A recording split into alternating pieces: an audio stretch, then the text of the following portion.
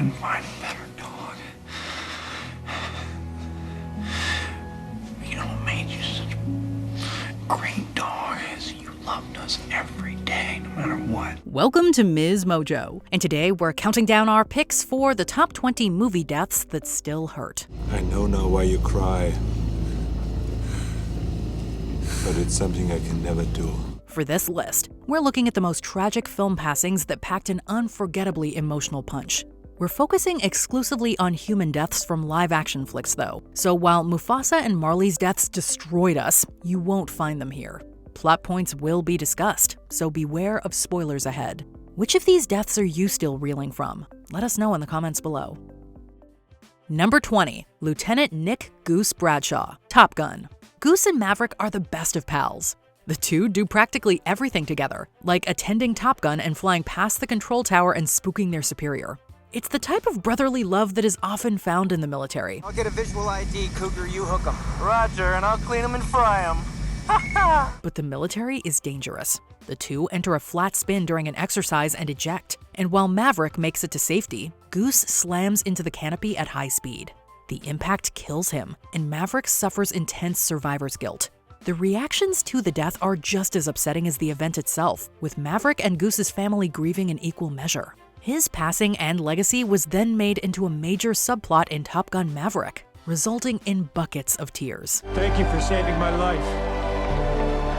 That's what my dad would have done. Number 19. Emma Greenway Horton, Terms of Endearment. Deborah Winger received a Best Actress Oscar nomination for playing the wickedly sympathetic Emma Greenway Horton.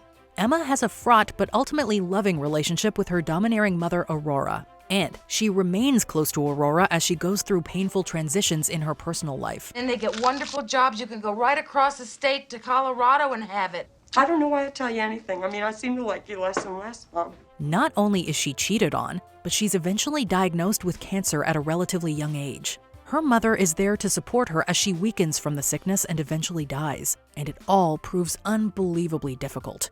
It's hard to see a parent losing their child, and the respective performances bring a highly uncomfortable aura of realism to the tragedy. This death may hit a little too close to home for many, but then again, great art often does. So stupid. So stupid. Somehow I thought when she finally went, that it would be a relief. Number 18. Apollo Creed, Rocky IV. Rocky IV was easily the goofiest film in the Rocky franchise, eschewing reality in favor of ridiculous Cold War metaphors, a Terminator-esque opponent, and a talking robot. That being said, it still found time for drama, represented by the death of Apollo Creed. If he dies, he dies. We watched Apollo grow throughout the Rocky series from cocky villain to mentor, and he eventually became Rocky's closest friend. When Rocky lost Apollo, he lost a part of himself, and the rest of the movie is devoted to exploring his grief and isolation, both physically and mentally. Because I'm a fighter. That's the way I'm made, Adrian. That's what you married. We can't change what we are. Rocky was never the same after Apollo's death, and it still hurts to think about. Number 17. Shelby Eatonton Latchery, Steel Magnolias. With the help of an iconic cast, Steel Magnolias tells a devastating story about sisterhood and sickness. In one of her earliest roles, Julia Roberts plays Shelby Eatonton Latchery, a young woman with type 1 diabetes. Your poor body has been through so much. Why would you deliberately do this to yourself? Diabetics have healthy babies all the time. You are special, Shelby. There are limits to what you can do. The character was modeled after the sister of author and screenwriter Robert Harling, who passed away in 1985. Like Harling's sister, Shelby also passes away from the effects of diabetes. The character suffers fatal complications following the birth of her child and an organ transplant. It's a horrendous death that's impossible to be indifferent to. When her family finally decides to take her off life support, there is not a dry eye in the house. Jackson, you're gonna have to get her pink suit. The one with the little red cherries on the pail. Number 16. Jack Twist, Brokeback Mountain. Jack Twist meets Ennis Del Mar on the titular Brokeback Mountain, and it's love at first sight. But there are more than a few problems. This is the 1960s in the prototypically masculine American West, and Ennis and Jack are both cowboys.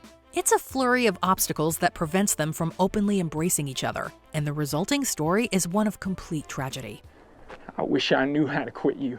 After years of on and off hesitant romance, Jack dies in a freak accident while changing a tire. Or, at least, that's what Jack's wife tells Ennis. Ennis believes that he was violently killed.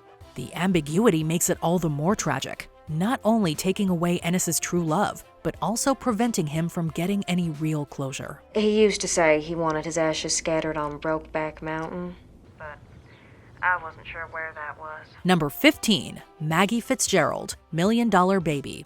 This boxing film from Clint Eastwood makes a major plot detour that comes with incredible emotional power. At first, $1 Million Baby seems like a typical boxing movie about an underprivileged underdog who defeats her personal demons in the ring. The truth is, my brother's in prison.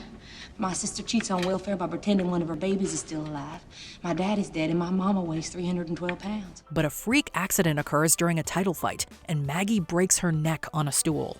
Unwilling to live with quadriplegia, she asks that her trainer Frankie end her life, and he eventually acquiesces. The hospital sequences are hauntingly performed by Hilary Swank and Clint Eastwood, and the unexpected and controversial ending is a major tonal whiplash from the uplifting material that came before. This whiplash made $1 Million Baby a classic whose ending is still widely referenced to this day. He gave her a single shot. It was enough adrenaline to do the job a few times over. He didn't want her going through this again. Number 14, Harry Stamper, Armageddon. Nothing hurts quite like saying goodbye to a parent, and that feeling is captured in devastating fashion between Harry and Grace. Harry's death hits twofold. That's my job! You go take care of my little girl now. That's your job. He decides to stay on the asteroid, as the remote detonator is destroyed in a rock storm. In doing so, he takes the place of AJ and finally gives him his blessing to marry Grace. Always thought of you as a son. Always. I'd be damn proud to have you marry Grace. It's a touching moment between father and pseudo-son, and it's followed by another touching moment between father and daughter. Harry says goodbye to Grace through satellite, and his tough guy exterior finally melts away to reveal the humane and tender man underneath. I'm so scared. I'm so scared. I know it, baby. But there won't be anything to be scared of soon. Grace loses her father, but she can be content in knowing that he died a hero and the savior of humanity. I'll look in on you from time to time, okay, honey? I love you, Grace. I love you too. Gotta go now, honey. Daddy, no. Number 13, Guido Orefice, Life is Beautiful. Roberto Benigni was the first man to win the Best Actor Oscar for a non-English showing, and he did it playing Guido Orefice. Guido is sent to a concentration camp with his young son Josue, but in order to preserve his childish innocence, Guido pretends that it's all a big game. Comincia il gioco. Chi c'è? Chi non c'è, non c'è. Ihr seid nur aus einem einzigen Grund in dieses Lager transportiert worden? Si vince a 1000 punti. Il primo classificato vince un carro armato, vero? He maintains the ruse until the very end, even while he's being literally taken to his death. He spots Josue watching and quickly gets back into character, doing a goofy walk for his son before he's killed. We're spared the visual, but that image of his final defiant walk is simply unforgettable. It's an incredible visual metaphor for the challenges and ultimate rewards of fatherhood.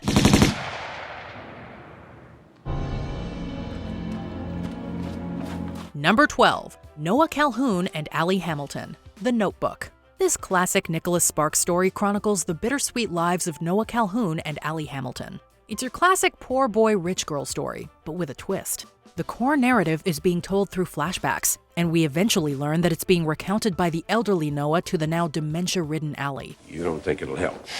No, I don't. She remembers, Doc. I read to her, and she remembers. Sometime after the tale is complete, Noah joins Allie in bed, and they die together while holding hands. Sure, maybe it's a little sappy, but it's also really beautiful and heart-wrenching, and that ending will forever live rent-free in our collective heads. Dementia is a horrible disease, and The Notebook is one of its defining portrayals in pop culture. Do you think our love could take us away together? Number 11, Neil Perry, Dead Poets Society. With a mature and reserved Robin Williams playing John Keating, Dead Poets Society tells a story about the power of literature and the soul-eating effects of demanding expectations. The latter comes through in the story of Neil Perry. Neil suffers at the hands of his cruel father, who demands absolute perfection and studious obedience from his son. You're playing the part of the dutiful son. I know this sounds impossible, but you have to talk to him. You have to show him who you are, what your heart is. The demands weigh heavily on Neil's psyche, especially when he's pulled from the boarding school for getting too attached to acting. Physically and emotionally shattered, Neil proceeds to take his own life. This results in a horrific reaction from his parents, and the scene is flawlessly performed by Kurtwood Smith and Carla Belver. This sequence cuts right to the heart and is realistic enough to chill your blood. Oh, my son! My son, my poor son! He's all right. Number 10. Sirius Black, Harry Potter and the Order of the Phoenix. Poor Harry Potter. He finally gets a loving family member in his godfather, Sirius Black, only for him to be ripped away at the hands of Bellatrix Lestrange. Sirius's end comes in the climactic battle at the Ministry of Magic, when Bellatrix hits him with the killing curse. The curse takes effect, and Sirius dies before we even know what happened.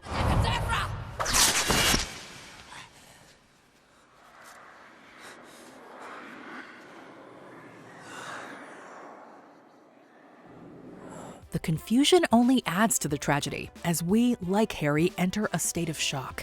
We don't want to believe it, but he is indeed actually dead, and our hearts are left broken. But the pain wasn't over, as we were then forced to watch the deaths of both Dumbledore and Dobby in subsequent films. We're not over them either. He is happy to be with his friend, Harry Potter. Number 9. Wolverine, Logan, Logan. Logan served as a bookend of sorts for the superhero genre. X-Men basically kickstarted the movement, and Logan closed a chapter in its history. It was as much a superhero story as it was a comment on the genre itself, which grew up, became hardened, and eventually passed the baton to a new generation. Take your friends and run. Logan's death served as both this metaphorical baton passing and the culmination of nearly 20 years worth of superhero stories and character work. What do they call you? Wheels? This is the stupidest thing I've ever heard. This movie showed us an aging superhero well past his prime and resigned to his tragic fate, and it made for some pretty bleak viewing. You still have time. Charles, the world is not the same as it was. People literally grew up with Hugh Jackman's Wolverine, and it was incredibly tough to see him go. Number 8. Jack Dawson, Titanic. Spoiler alert, the Titanic sinks. We all knew that going in, so we all figured that one of the two main characters would die. But that didn't make Jack's death any less despairing. I will never let go, Jack. Maybe it's the way he dies. He continues to protect Rose until the very end, sacrificing himself so Rose can lay on the drifting door. We're then forced to watch him freeze to death. And let us tell you, that did not make for easy viewing. There's a boat, Jack. By the end, we're left listening to Rose's desperate and pained cries as she realizes that her love has died. And Kate Winslet perfectly captures the pain and confusion of such a tragic event. Come back. Come back. Come back. Number 7. Thomas J. Sennett, My Girl. There are very few things in life more tragic than the death of a child. It hurts. It hurts so bad. Make it stop. While searching for Veda's mood ring, Thomas kicks a bee's nest, and its occupants proceed to sting him numerous times, resulting in a fatal allergic reaction. It's not so much the death scene itself that stirs the emotions, as we don't really see anything except Thomas flailing around and his glasses falling to the ground. Wait. Ow. Get away. It's Veda's reaction that really tugs at the heartstrings, and Anna Klumsky sells her pain with acting skills far beyond her age. That scene in the funeral home has been indelibly ingrained in our brains since childhood, and we can't help but get emotional every time we think about it. Put his glasses on. Put on his glasses. He was going to be an acrobat. Number 6. Brooks Hatlin, The Shawshank Redemption. Brooks served more as a symbol than a fully realized character. He represents the fragility of change and the inability to adapt, especially in inmates who've been locked up for decades. Brooks was imprisoned for 50 years and has incredible difficulty adjusting to the modern world and his newfound freedom. Dear fellas, I can't believe how fast things move on the outside. In one of the most heartbreaking montages in film history, we watch him struggle with everyday traffic, loneliness, nightmares, and his job as a grocery bagger. My hands hurt most of the time. Make sure your man double bags. Last time he didn't double bag and the bottom near came out. Make sure you double bag. His final words serve as a painful statement for battling anxieties and thoughts about taking one's own life. And it is profoundly personal for anyone who's gone through such a tragic event. I doubt they'll kick up any fuss. Not for an old crook like me. Number 5. Johnny Cade, The Outsiders. S.E. Hinton's novel The Outsiders has always been praised for deftly conveying tragedy and mature themes for younger audiences. Perhaps the most important aspect of the story is Johnny's redemption. Let's do it for Johnny, man. We'll do it for Johnny. Johnny and the Greasers save a group of children from a burning church, and Johnny suffers fatal injuries. His impending death causes him to repurpose his priorities. Not only does he stop caring about the senseless gang drama, he also tells Ponyboy to stay gold. Stay gold? Ponyboy. Stay gold. His death allows Ponyboy to live, not to mention the children, and stay gold has remained one of the most iconic quotes in children's literature. It's clear that Johnny's lessons touched not only Ponyboy, but the entire world at large. Number 4. Bruno and Shmuel, The Boy in the Striped Pajamas. Movies don't get much darker than this. It tells the story of Bruno and Shmuel, two young boys who are caught in the midst of the Holocaust. Bruno is a young German who's indoctrinated with anti-Semitic propaganda, yet he befriends the imprisoned Shmuel. Are you not allowed out? Why? What have you done? I'm a Jew. One day, Bruno decides to help Shmuel find his missing father, but the two are ferried into a gas chamber. It's alright. I think we're just waiting in here until the rain stops. Close off! The Holocaust is undoubtedly one of the most tragic events in human history, and by telling the story through the perspective of two children, it allows viewers a more personal glimpse into its utter depravity. This movie perfectly highlights the duality of humanity, its empathy and senseless wickedness, which makes for some truly unforgettable viewing. We're not supposed to be friends, you and me. We're meant to be enemies. Number 3. Tony Stark, Iron Man, Avengers Endgame. Well, we all knew it was coming, but it still hurt. Much like Logan's death, Iron Man's serves as a thematic statement regarding the history of superhero films in the 21st century, perhaps even more so. You won, Mr. Stark. You won, you did it, sir, you did it. The Marvel Cinematic Universe began with Robert Downey Jr.'s endlessly charismatic Tony Stark, and Phase 3 ended with his sacrificial demise.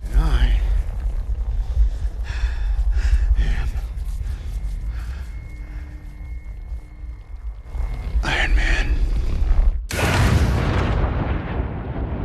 The death is certainly sad from a pure storytelling perspective, but it's also sorrowful for what it represents, the symbolic end of what we've come to know as the MCU. Sure, we still have about 1 billion movies to go, but nothing will recapture the cinematic magic of watching the MCU develop throughout the 2010s. I'm hoping if you play this back, it's in celebration. Number 2. Jenny Curran, Forrest Gump. Despite all his accomplishments and all that he saw, Forrest always returned to Jenny. Forrest was no stranger to death, having seen both his mother and Bubba pass away. But it's Jenny's death that truly made an impact, both on Forrest and the viewer. I wish I could have been there with you. You were. While we don't see Jenny's actual death, the final moments between her and Forrest are gorgeous, and the montage where Forrest talks to her grave is one of the saddest yet most uplifting montages in film. And every night we read a book. You're so smart, Jenny. You'd be so proud of him. I am. Tom Hanks is simply spellbinding, selling every last bit of Forrest's sadness and loneliness, but also his penchant for bravery. Like Forrest says, dying is just a part of life. We just wish it weren't. Mama always said dying was a part of life. I sure wish it was. Before we continue, be sure to subscribe to our channel and ring the bell to get notified about our latest videos. You have the option to be notified for occasional videos or all of them. If you're on your phone, make sure you go into your settings and switch on notifications. Number 1. John Coffey, The Green Mile. There's just something about Stephen King's old-timey prison stories that really gets the waterworks going. The death of the innocent, childlike, and literally magical John Coffey is one of cinema's saddest moments. So many aspects of the scene are downright tear-inducing, including the crying officers, the swelling music, the dramatic sparks, and of course, the iconic line, "Please, boss, don't put that thing over my face.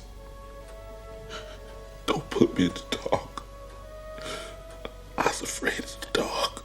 John Coffey is the very personification of love and kindness, and while he recognizes humanity's cruelness and penchant for sin, he decides to die as a scapegoat. He kill them with their love.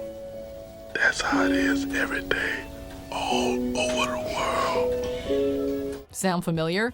The biblical allusions allow the story to permeate more effectively, all but ensuring that we never forget the sacrifice of poor John Coffey. Do you agree with our picks? Check out this other recent clip from Ms. Mojo, and be sure to subscribe and ring the bell to be notified about our latest videos.